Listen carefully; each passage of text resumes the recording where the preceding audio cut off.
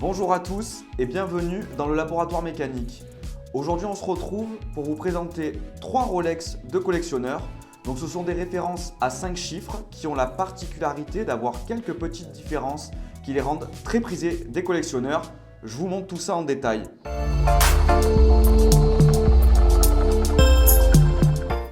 Pour la plupart des personnes, les montres peu communes que je vais vous présenter ici sont exactement les mêmes que les autres, mais en réalité, pour l'œil du collectionneur averti, ça n'a strictement rien à voir. Il s'agit donc de modèles vraiment rares et dont la production a été très limitée.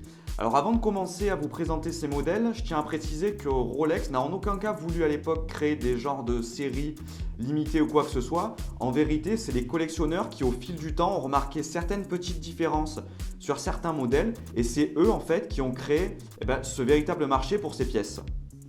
On parlera aussi dans cette vidéo d'argent parce que je sais que vous aimez bien ça, savoir combien coûtent les choses. Et donc vous verrez que la différence de prix entre le modèle classique ou le modèle un peu atypique est vraiment énorme. Et on démarre tout de suite avec la première montre de cette sélection, la GMT Master 16710 calibre 3186. Alors a priori, si vous regardez comme ça, il n'y a pas vraiment de différence en termes d'aspect esthétique pur entre une 16710 et cette 16710 avec le calibre 3186. Et je ne vais pas pouvoir vous dire le contraire parce qu'en réalité, si on les regarde, c'est à peu près les mêmes montres.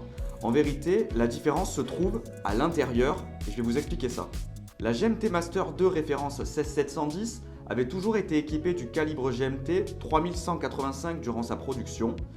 Or, à la fin de la production de cette dernière, donc à savoir toute fin de série Z et série M, ce qui correspond à peu près à 2007 en termes d'années, Rolex a mis à l'intérieur de la montre le calibre 3186. Donc ce calibre 3186, c'est celui qui va équiper la génération de GMT Master 2 céramique, donc qui vient juste après, la référence 116-710.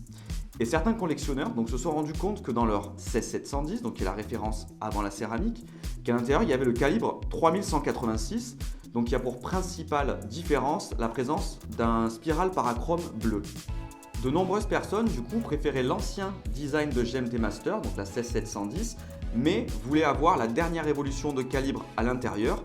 C'est ainsi qu'un certain engouement s'est créé pour cette 16710 avec le calibre 3186, qui a été considéré par de nombreux collectionneurs comme une véritable tuerie. En termes de cote, une GMT Master 2 référence 16710 full set en bel état, ça va coter en moyenne entre 14 et 15 000 euros. Mais pour acquérir une 16710 avec le calibre 3186 à l'intérieur, il va falloir compter plutôt entre 19 et 20 000 euros. Seconde montre de cette sélection, l'Explorer Blackout. Donc la Rolex Explorer, référence 14270, elle a été produite de la série E à la série P, soit en termes d'années de 90 à 2000, année du passage à la référence 114-270.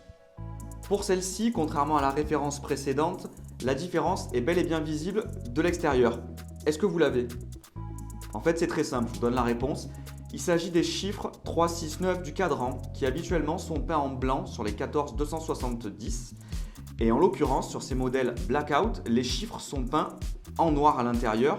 Et on va retrouver cette particularité uniquement sur une courte période de production sur certains modèles de la série E et X, soit en termes d'années 90-91. Les collectionneurs ont donc attribué le terme Blackout pour cet Explorer 14270 si spécifique avec ses chiffres peints en noir. Et honnêtement, si la différence n'est pas forcément flagrante en photo, si vous avez la chance un jour d'en voir une en réel, la différence en main est vraiment flagrante et c'est vraiment une très très belle référence.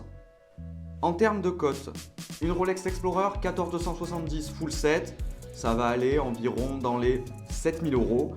Par contre, pour une 14270 Blackout, la cote, c'est à peu près en ce moment 20 000 euros.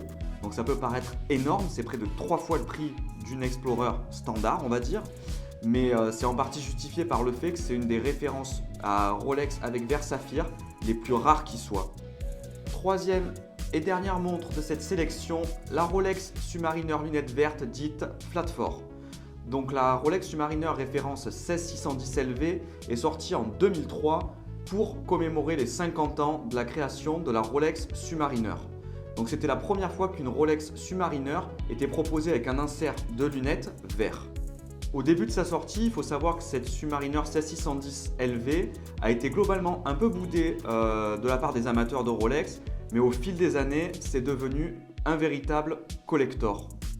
Surnommée la Kermit, elle a durant ses 7 années de production subi quelques variations, mais s'il y a bien une série qui sort du lot et qui est considérée comme la véritable Submariner anniversaire, c'est la toute première série.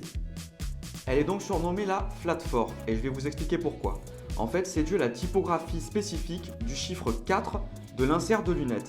En effet, ce chiffre, donc 4, est plat, d'où le terme Flat 4, alors que sur les générations suivantes, il sera pointu, avec une appellation donc Pointed 4.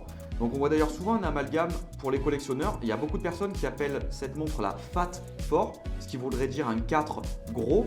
Et en réalité, je pense que cette appellation elle est erronée. La bonne appellation, ça serait la Flat 4, puisque le 4 est bien plat et pas gras. On notera également comme différence principale avec les autres 16610 LV, donc ce cadran dit marque 1 en fait, dont l'écriture Swiss Made va dépasser des marqueurs 28 à 32 de la minuterie. Donc cette Submariner Flat 4, elle est uniquement trouvable sur les toutes dernières séries Y jusqu'aux séries F54, donc ce qui est vraiment très peu en fait sur toute la production de cette montre, et ça correspond à une année 2003-2004.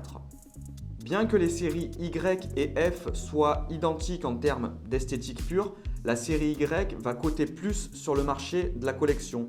Donc pour une série Y, il va falloir compter environ moins 30 000 € pour en avoir une belle en full set. Pour une série F, il va falloir compter plutôt 24 000 €, alors qu'une série normale va s'échanger en ce moment pour 16 000 €. Donc vous voyez, il y a quand même de gros écarts de cote entre ces derniers modèles. Personnellement, je ne payerai pas le surplus qui est demandé pour avoir le prestige d'avoir une série Y, mais par contre, je vous avoue qu'avoir une série F dans ma collection, c'est quelque chose qui me plairait énormément. C'est vraiment un véritable collector et je considère moi aussi que c'est la seule véritable Submariner anniversaire. J'espère donc que vous avez aimé cette sélection de modèles atypiques et très prisés des collectionneurs. Si c'est le cas, n'hésitez pas à me le dire en commentaire pour que peut-être on fasse un épisode 2 en vous proposant d'autres modèles assez prisés. Si la vidéo vous a plu, comme d'habitude, n'hésitez pas à me soutenir en la likant et en vous abonnant à la chaîne. Merci de m'avoir regardé et on se retrouve très bientôt pour une prochaine vidéo.